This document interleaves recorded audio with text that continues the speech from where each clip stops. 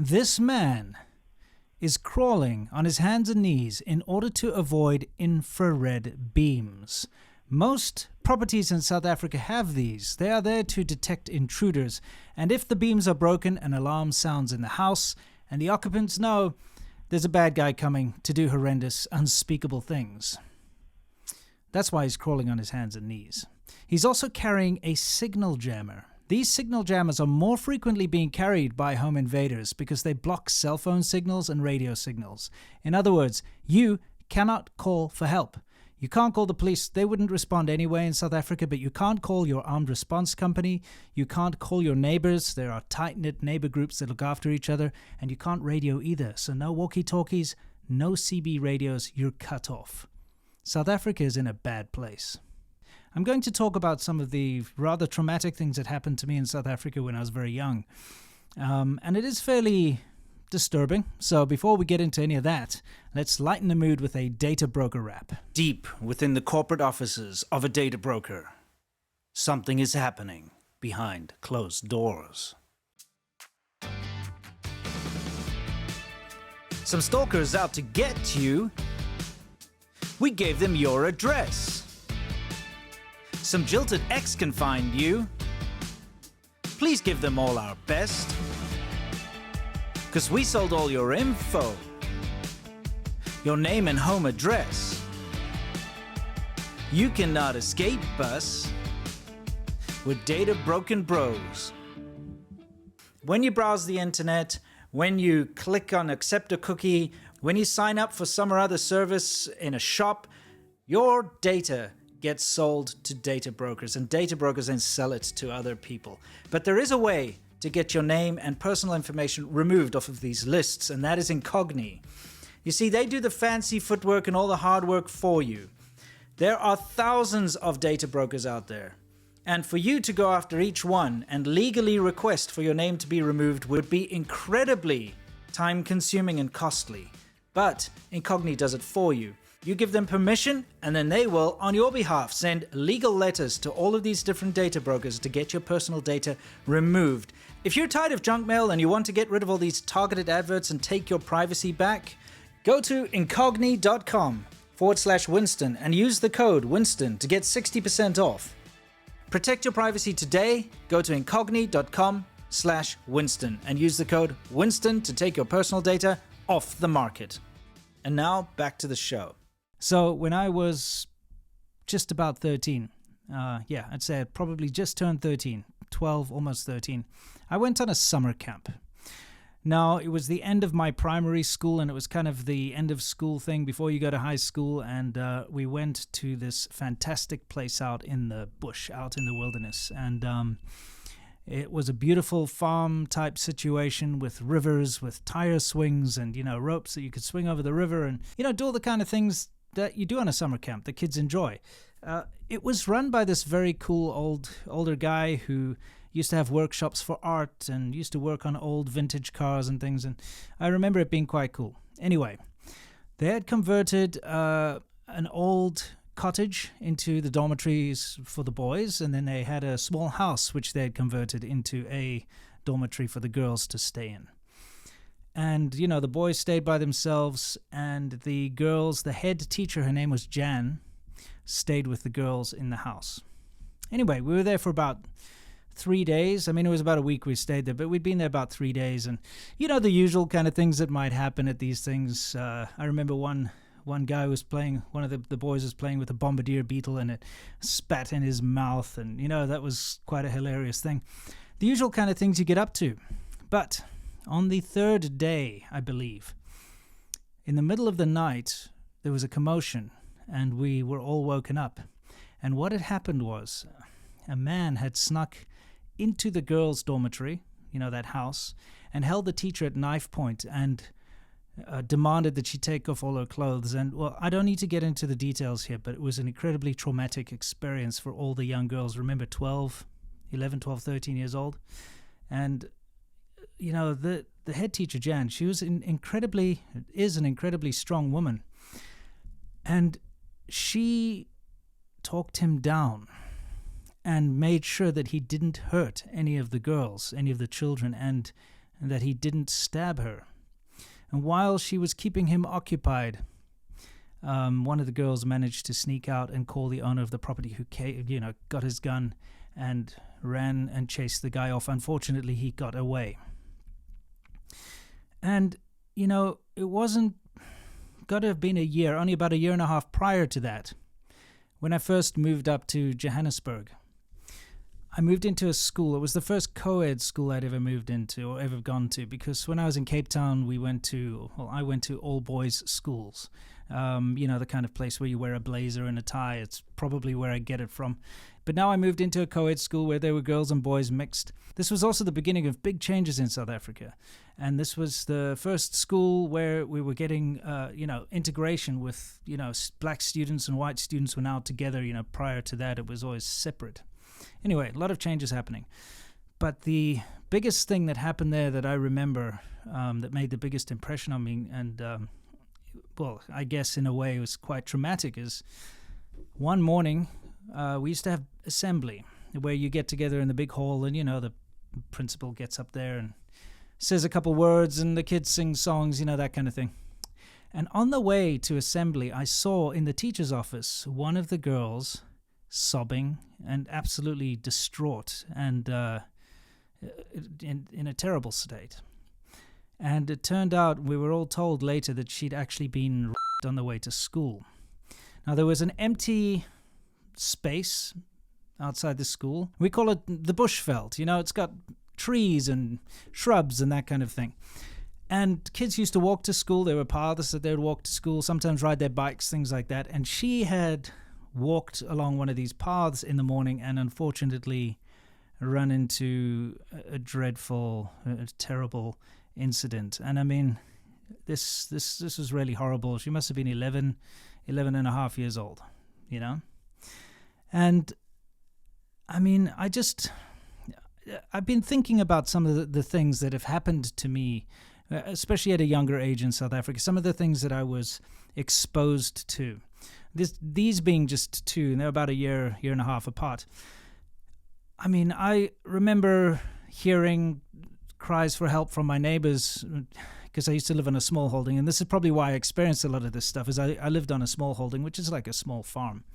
And jumping over the fence, because they were just over the fence, and finding them tied up with coat hangers and electrical cords because they'd been tied up while their house was ransacked. And I've got plenty of stories to tell. In fact, I was thinking about this the other day. If I were to sit down with a complete stranger and try to go through some of the experiences that I have experienced in life, they would probably think I was a madman, making up these stories like Baron Munchausen, something like that.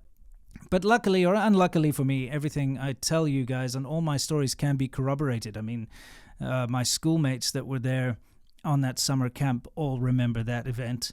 The people that all went to my primary school, as we call it, before high school, my primary school in Johannesburg will remember that awful thing that happened to that young girl walking through the empty lot on the way to school, the bushveld.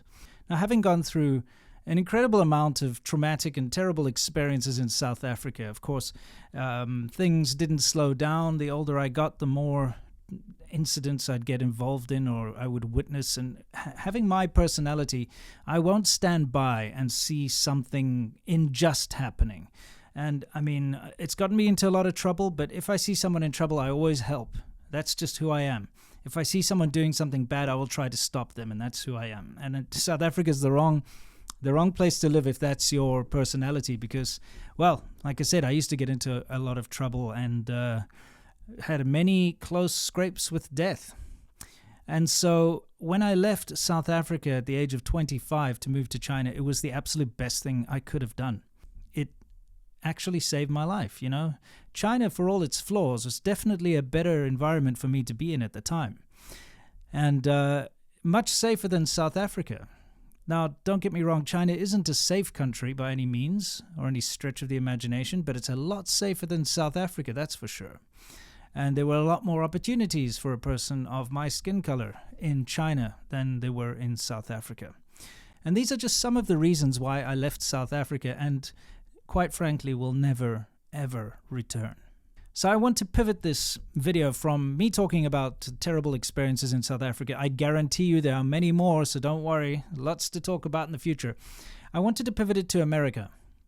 And a big problem I'm seeing in America right now, a massive problem. And that is it's crazy. It's almost all of a sudden, this idea that people have, Americans especially, that America is somehow the worst place in the world and that America is to blame for everything else. And no matter what problems exist anywhere else in the world, you have to blame America first.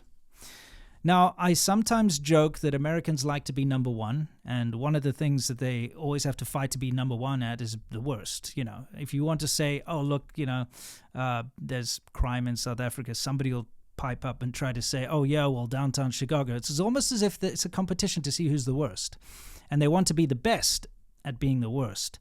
But, that's just whatever, it's nonsense. It can always be very easily proved that, America is a lot safer than South Africa, for instance, by far. America has a far lesser homeless problem than India or South Africa or places where there's huge unemployment. That type of thing. It's very easy. All the talking points you hear about America, whether it be drug problems or government interference or, whatever, you take your pick. I mean, most places in the world are worse. Trust me, I lived in the developing world. I grew up in South Africa, which is a third world country. Then I moved to China, where although my situation improved in some aspects, it vastly degraded in others. Not having the freedom of speech, not being able to criticize the government, for instance, or criticize anything really publicly without any major backlash, is something that I know most Americans wouldn't be able to deal with, since criticizing the government is a national hobby in America. What I'm saying is it's getting dangerous, because criticizing a country and criticizing a society is something that people should do. It is something that's very valuable if you offer solutions. But criticizing a place with the intent of bringing it down and destroying it is not good. And you will say, but you criticize South Africa and you criticize China. And yes, it's true. I do criticize South Africa because it is a failed country. The power goes off all the time because the infrastructure can't keep it up. I mean, people are having to take water out of lakes and disgusting rivers because of theft and lack of maintenance. I mean, when I say theft, they steal the pipes and steal the valves and stuff. And lack of maintenance have led to huge parts of big cities not having water. That's a very basic commodity. People are selling their borehole water. If you live in South Africa, you have to live in a prison. Look at what people have to do to prevent people from breaking into their front gates. Hi guys, Philip here. I thought in light of the recent incidents, I'll just quickly show you some practical things that you can do to your gates to try and get them more secure. The last two incidents involved people removing gates off of rails. So you want to make sure that you have anti-lift brackets installed on your gate. We've got on both sides, so make sure that you have these in that stops people from lifting the gate off of the rail at the bottom. The other thing you want to ensure is that the gaps at your gate are very small, because what the guys do is they stick a crowbar through the bottom there and they break this here off of the gate, which is your rail. You want to have a cover over that so that you can't stick something in there, so that's quite tight. You can see the rail can't then come off. Make sure that you have a bracket on this side that stops people from sticking their hands through you and pulling the gate forward or fiddling with your gate motor. And then make sure you have a bracket on your gate, that your gate motor doesn't get overridden or stolen. And then the last thing is make sure that you have one of these gate guardians installed. It's a radio linked trigger that links up with your alarm system. So if your gate stands open, it will trigger a panic alarm. And then, lock your gate if you can as well. It's a pity that we have to live this way, but we have to look after ourselves. So make sure you guys stay safe. So yes, I criticize South Africa, and the reasoning behind criticizing South Africa is, number one, it is failed. Okay, I do want to draw attention to the fact that it's not a happy, clappy, rainbow nation that some people believe it might be. And pointing out South Africa's flaws is very valuable to anyone who decides to go there. See, I would never recommend anyone visit South Africa personally. You can still have a great time. just like anywhere in the world. If you go to tourist places, you'd probably be fine. It's still got some of the most beautiful scenery in the world. It's got all the big five, all the animals, things like that. So yes, there's lots of reasons to visit South Africa, but I'm not going to recommend it because I don't want someone's murder or rape or something like that on my conscience because they listened to me and went there. And when it comes to criticizing China, I do that because I want to enact positive changes in China. I have a solution. And because I got so much insight into China, don't forget, I lived there for 14 years. I wined and dined with government officials. I saw the corruption firsthand. I got married into a Chinese family. I learned to read and write Chinese at a Chinese university. I traveled the entire country on the back of a motorcycle. I got to see the nooks and crannies of the country that nobody sees because they're off the tourist path. The only way you will enact any positive change in China is by embarrassing the government, making it lose face. If you point out a problem and they can't hide it, you shine a spotlight on it, they're going to have to change it because they're very happy to let things continue, bad things continue, like kidnapping and domestic abuse and, the horrible pollution and things like that. They will let it continue.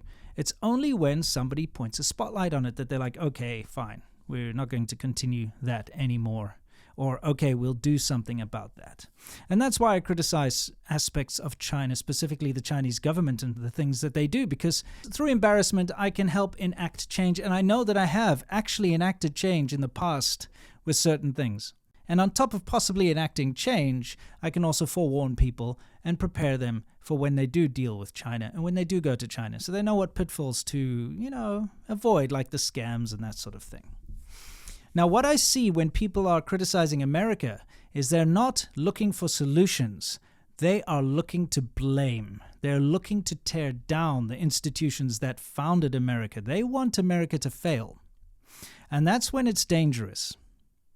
And that's the thing that I don't like to see. Because whether people like it or not, America is the best country that I've ever lived in my entire life. America is the most amazing country in the world. You think I'm joking? The thing is, America does admit and expose its own faults rather than try to hide them and pretend they don't exist, which is a good thing. But it's gone too far. Like I said, if you are criticizing and attacking America just for the sake of trying to bring America down, you're on the wrong team. If you're criticizing America with the goal of changing things, with the goal of improving things, then you're on the right team. And I'll tell you one thing. I've worked incredibly hard to get to America. I've worked incredibly hard to stay in America, and I will continue to work incredibly hard to raise my family in America because it is the best country in the world. And you don't get to tell me that it's not, especially if you're American, because I'm your customer, and the customer's always right. All jokes aside, America is not the worst place in the world. America is not a terrible place. America is fantastic, and actions speak louder than words, so I'm going to show it to you in the new year. Anyway, until next time, you know the drill. As always, just like America, stay awesome.